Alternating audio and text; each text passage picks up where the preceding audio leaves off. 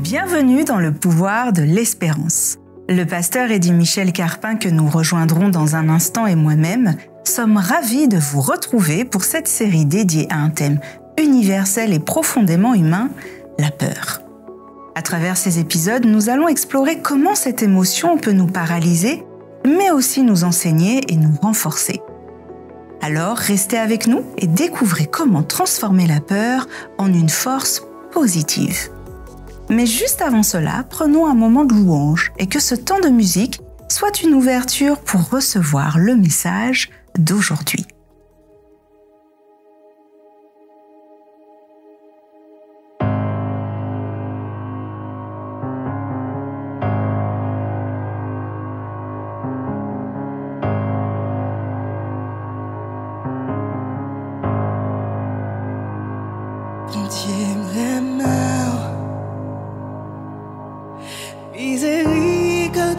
Fini depuis l'en fête ou poté moi en main, c'est ça fait depuis me lever jusqu'à ce que moi coucher, moi v'lais chanter chant ou bon pour moi. Dans toute vie moi toujours fidèle, dans toute vie moi toujours prends soin de moi, tout autant où mes souvenirs moi voulais chanter chant ou bon pour moi, et me voir passé avec un petit fait, maintenant fait noir ou toujours pas côté. Moi connais encore un papa, moi connais encore un ami, oui moi v'lais dire chant ou bon pour moi. Dans toute vie, moi, toujours fidèle. Dans toute vie, moi, toujours prends soin de moi. Tout autant où mes souvenirs, moi, v'lais dire, j'en ou bon pour moi.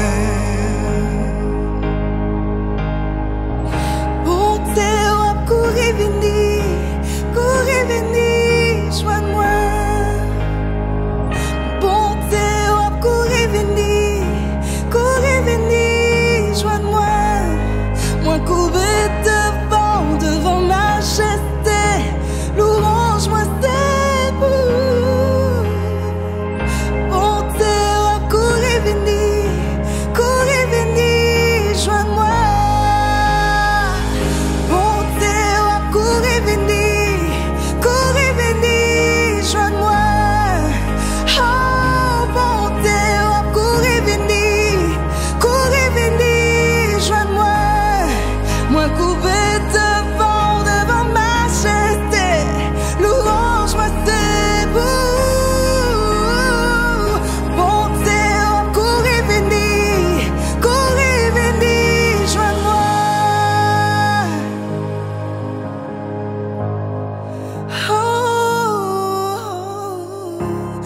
Toute vie, moi, toujours fidèle.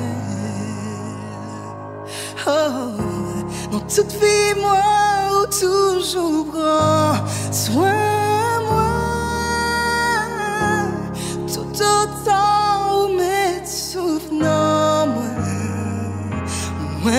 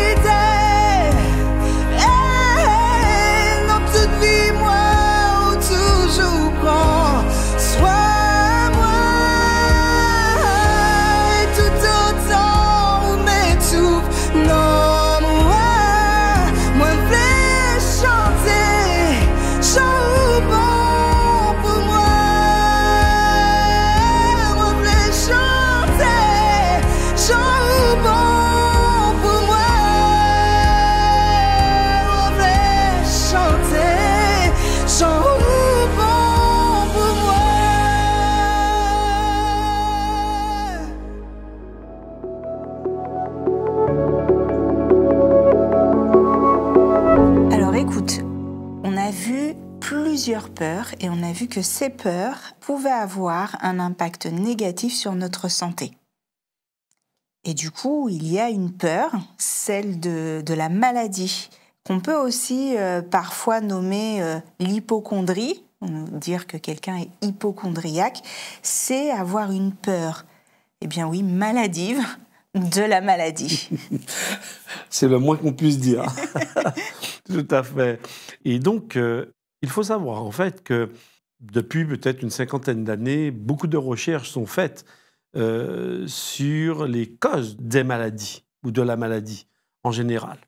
Et on a découvert que non seulement, c'est vrai, il y avait des raisons génétiques, d'accord, mais il y a aussi des raisons environnementales qui vont faire que, eh bien, on va tomber ou pas malade. Et puis, il y a aussi les dernières recherches qui montrent qu'il y a un lien aussi avec les émotions. Donc, il y a au moins 3 facteurs qui vont faire que quelqu'un sera malade. Et donc, les émotions négatives, telles que par exemple la peur, eh bien, ça va jouer sur notre état de santé. Et, bien sûr, certains ont découvert que souvent les stress, les émotions négatives vont nourrir particulièrement les cellules cancéreuses. Alors justement, les stress, les émotions négatives, elles sont quand même aujourd'hui très présentes, mais causées aussi dans le monde dans lequel on vit.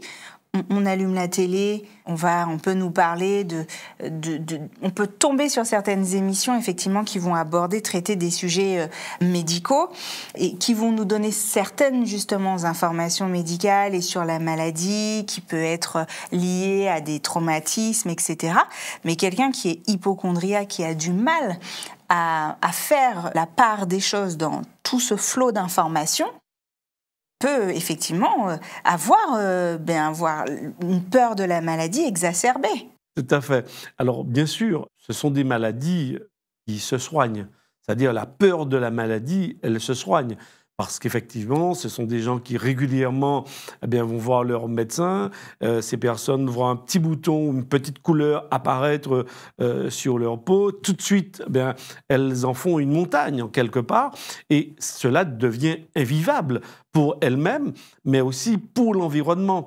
Donc, nous avons besoin de pouvoir apprendre à gérer cela, à canaliser cela, d'autant plus que nous savons, et comme je le disais tout à l'heure, la peur, qui est une émotion négative, va malheureusement travailler sur les cellules cancéreuses, va leur permettre de se nourrir, va leur permettre de se développer.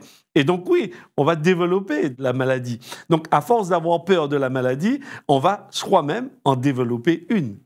Qu'est-ce que nous dit la Bible? Est-ce que sur cette peur, et la peur de la maladie, je sais que la réponse est oui, mais je la pose quand même. Est-ce que la Bible a une promesse, une fois de plus, encore, pour nous concernant cette peur? Alors, il faut tout d'abord comprendre, parce que j'aime bien établir les liens d'origine par rapport au contexte biblique, dans le contexte créationniste, puisque la Bible parle du Dieu créateur, qui crée l'homme, la femme, qui crée également l'environnement. La maladie n'existe pas. Lorsque Dieu crée l'humain, lorsqu'il crée l'environnement, tout cela est sain, parfait, bon. Il y a un équilibre. Et c'est l'introduction, bien sûr, de cette rupture, lorsqu'il y a eu rupture dans la confiance en Dieu, cela va entraîner, bien sûr, toutes nos peurs. On l'a un petit peu vu. Et bien sûr, la peur de la maladie, y compris, puisqu'elle va se développer au fur et à mesure. Maintenant, la Bible parle de 2 types au moins de maladies. Il y a la maladie dans laquelle tous les hommes, bien sûr, dont tous les hommes sont confrontés. Il s'agit de la maladie du péché, la condition de rupture avec Dieu. Alors oui, tous les êtres humains l'ont attrapé, d'accord? Et ils doivent pouvoir faire maintenant la démarche pour pouvoir se reconnecter à Dieu. Et c'est ce que nous essayons de partager avec nos téléspectateurs en les invitant vraiment de renouer cette relation de paix, de sérénité. Et plus on aura cette paix et cette sérénité, et plus on pourra faire face également à la maladie physique. C'est très intéressant parce que la maladie spirituelle a aussi un lien avec la maladie physique. Et le deuxième aspect, c'est que lorsque nous regardons la Bible, face à la maladie, eh bien, on observe que Dieu a pour objectif de nous soigner, de prendre soin de nous. D'ailleurs, lorsque Jésus est venu sur la planète Terre, lorsqu'il était en Palestine, il nous a dit que dans Matthieu, l'Évangile selon Matthieu, au chapitre 4, verset 23, Jésus parcourait toute la Galilée, enseignant dans les synagogues, prêchant la bonne nouvelle du royaume et guérissant toute maladie et toute infirmité parmi le peuple. Tiens, c'est intéressant de voir que face à la maladie, Jésus intervient pour pouvoir guérir physiquement, c'est-à-dire soigner. Mais dans la Bible, lorsqu'on étudie le mot guérir, soigner, ce mot a aussi une connotation spirituelle. C'est-à-dire que soigner physiquement quelqu'un, c'est aussi entrer dans le soin du salut. C'est très intéressant dans la Bible, ce lien, cette connexion qu'il y a entre le physique et le spirituel, et bien sûr, avec les émotions, puisque les émotions font partie de notre être général, notre être global. Donc oui, Jésus, non seulement il guérit les gens physiquement, il leur apporte un soin, comme pourrait le faire aujourd'hui un médecin, comme pourrait le faire un infirmier, comme tout ce personnel médical, paramédical, eh bien, Jésus non seulement fait cela, il pose des actions dans ce sens, mais sa guérison va beaucoup plus loin, elle va guérir l'âme, c'est-à-dire l'être profond, l'être spirituel. Et donc, il le remet en lien d'équilibre eh bien, avec son Dieu, avec son Créateur. Et c'est là où on arrive à trouver une santé totale, lorsque, justement, eh bien, premièrement, cette connexion avec Dieu est faite et que derrière, eh bien, on laisse Dieu nous soigner. Alors, j'ai quand même eu peur à un moment parce que je comprends. Oui, j'ai eu peur. J'ai eu peur. Alors, peut-être pas de la maladie, en tout cas pas encore, mais j'ai eu peur parce que tu nous expliques que finalement, on est tous malades. Pourtant, j'avais la sensation d'être bien, mais pas tant que ça, puisqu'on est tous malades du péché. Cependant, cette peur, elle s'est très vite estompée et elle a disparu, parce que d'après ce que tu nous dis et d'après la Bible, il y a une promesse, la promesse de guérir, et cette promesse, elle est une fois de plus assurée par Dieu. Donc en fait, on revient aussi à ces notions d'équilibre, de connexion, de relation. Je crois que finalement, pour vaincre toutes les peurs, et y compris la peur de la maladie, que ça soit physique ou émotionnelle, ces notions d'équilibre, de relation, de connexion avec Dieu, elles sont primordiales. Et je comprends aussi que le médecin par excellence, eh bien c'est Dieu. Donc même si je suis malade, même si j'ai peur de la maladie et que je tombe malade, c'est pas grave. J'ai le meilleur des médecins. Je l'appelle. En plus, j'ai pas besoin de connexion. Wi-Fi, en tout cas. J'ai pas besoin de rendez-vous. J'ai pas besoin de rendez-vous. Exactement. Je l'appelle. Je lui dis, voilà, je suis malade et j'ai besoin de toi. J'ai besoin que tu interviennes et que tu puisses me guérir. Encore une fois, c'est aussi simple. Alors oui, tout à fait. Alors, tu sais, tandis que tu parlais, je prenais à nouveau conscience de ce besoin de l'équilibre dans la relation avec Dieu. Et même concernant la maladie, parce que ce n'est pas parce que j'en ai peur que je ne serai pas malade. Parce que même les médecins, dans les études qu'ils font, ils savent que notre corps, au quotidien, lutte contre des attaques. Et il y a certains qui vont développer les maladies, d'autres qui ne vont pas développer ces maladies. Notre système immunitaire combat et lutte véritablement face aux agressions intérieures, extérieures, pour nous permettre justement d'être en bonne santé. Donc, pour maintenir notre système immunitaire en bonne santé, notre système immunitaire spirituel, il est important que nous ayons une relation vraie, simple, toute simple, hein, avec Dieu, une relation de confiance. Et même lorsque l'on peut être malade, eh bien, Dieu nous permet d'être sereins face à la maladie. Puisque nous avons déjà un peu abordé ce sujet, c'est que notre vie n'est pas simplement arrivée à la mort. Nous avons une espérance dans cette vie et une espérance qui dépasse le cadre de la mort. Donc ça veut dire qu'aujourd'hui, quand bien même je pourrais être malade, alors intéressant aussi par rapport au sujet que nous abordons, c'est que Dieu met aussi en place des hommes et des femmes pour prendre soin de nous. C'est-à-dire que les médecins, les psychologues, les thérapeutes, etc., toutes ces personnes nous aident également dans le soin. Nous aussi avons une certaine responsabilité, surtout dans la gestion de nos émotions. Apprendre à les gérer, et particulièrement les émotions négatives, qui jouent là aussi sur notre santé, autant que les émotions positives jouent de façon efficace sur notre santé. Parce que quand on parle de la joie, bien sûr, on nous dit de sourire, de rire, parce que c'est bon pour la santé. Et nous savons que cet état émotionnel, la Bible en parle d'ailleurs, puisque la Bible dit, c'est Salomon qui en parle, il dit « Un cœur joyeux est un bon remède, mais un esprit abattu dessèche les os. » Donc effectivement, souvent quand on a peur, on se retrouve en état de stress, on se retrouve abattu, et cela aura des conséquences physiques, non seulement psychologiques, mais aussi des conséquences physiques. Et la Bible nous dit, mais ok, développez de préférence des émotions positives, parce que ces émotions positives vont jouer un rôle bienfaisant sur votre être.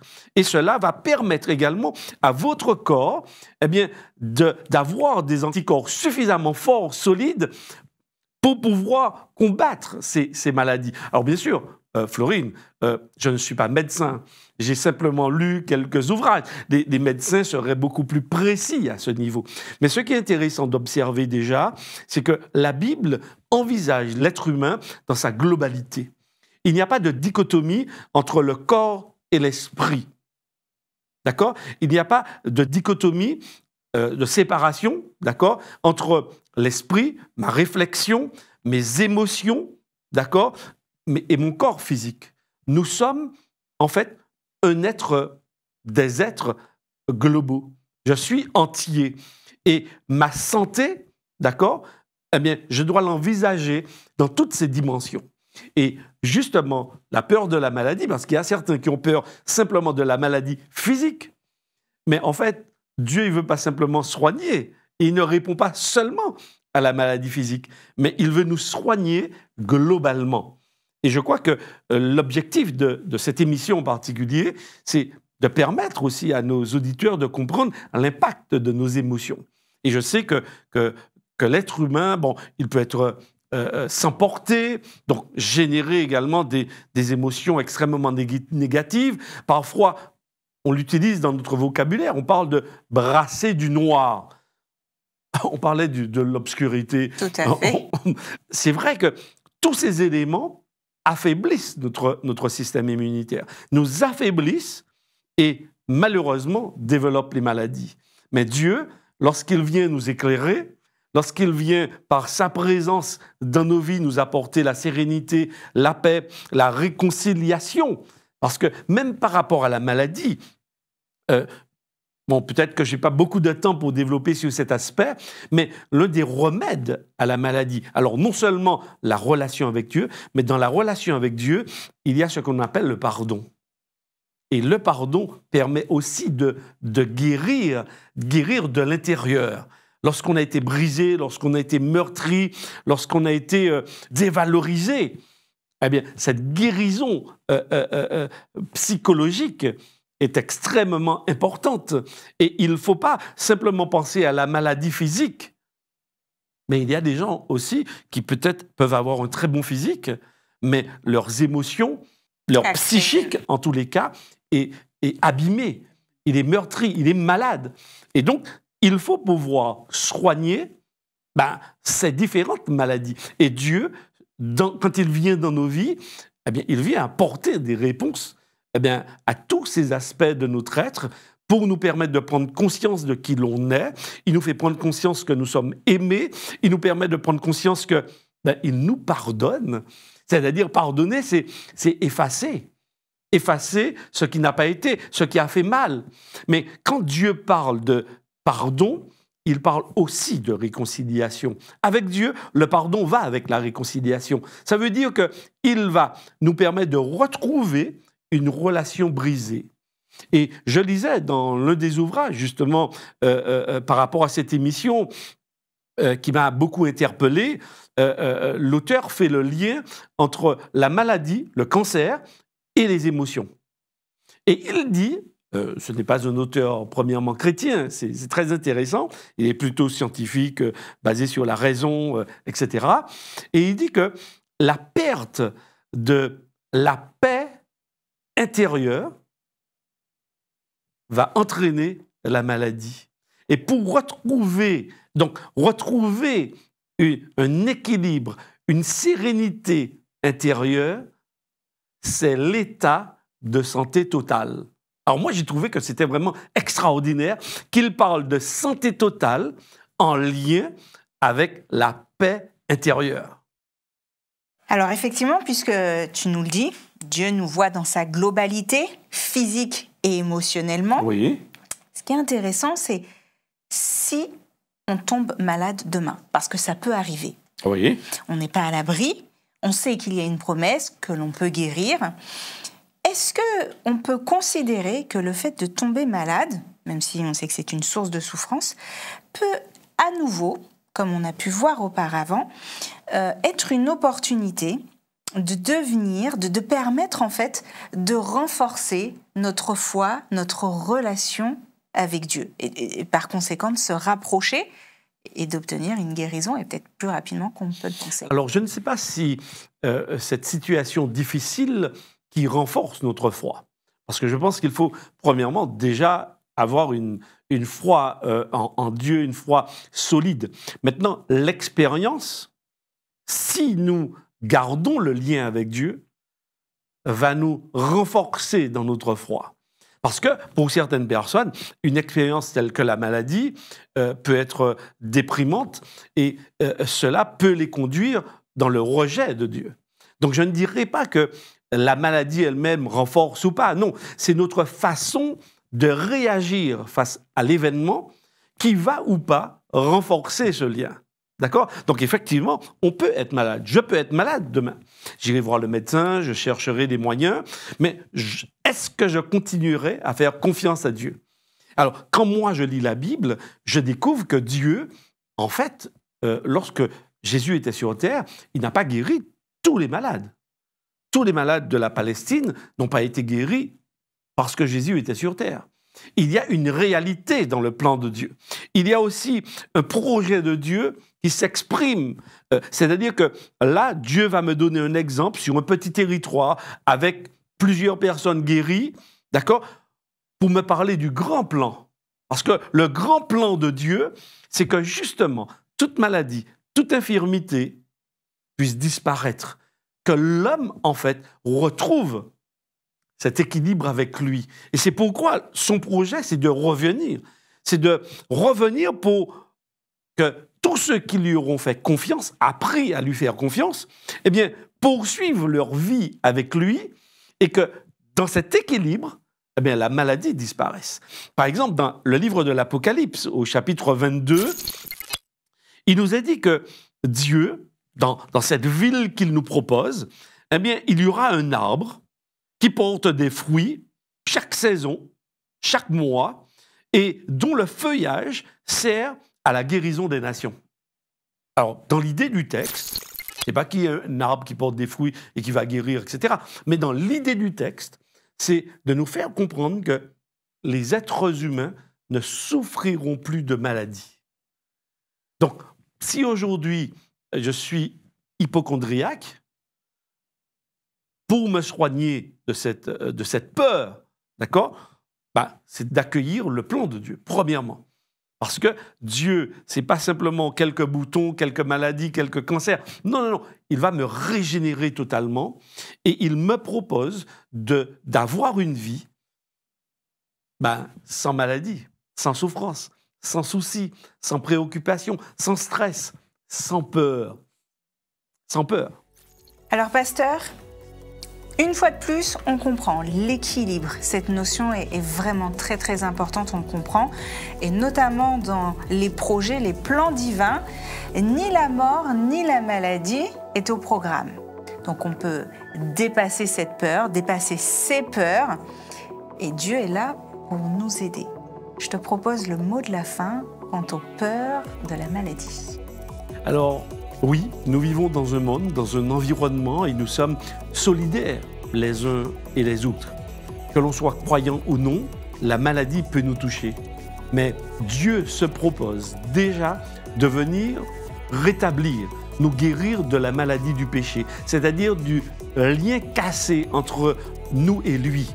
Il nous propose de rentrer à nouveau en relation, de nous guérir de nos blessures psychiques, psychologiques, de nous guérir également et de nous apporter la force pour traverser les maladies auxquelles nous sommes confrontés. Donc déjà ici et maintenant, apprenons à faire confiance à Dieu, plaçons-le dans nos vies, accueillons-le dans nos vies et cette paix, cette peur de la maladie va disparaître.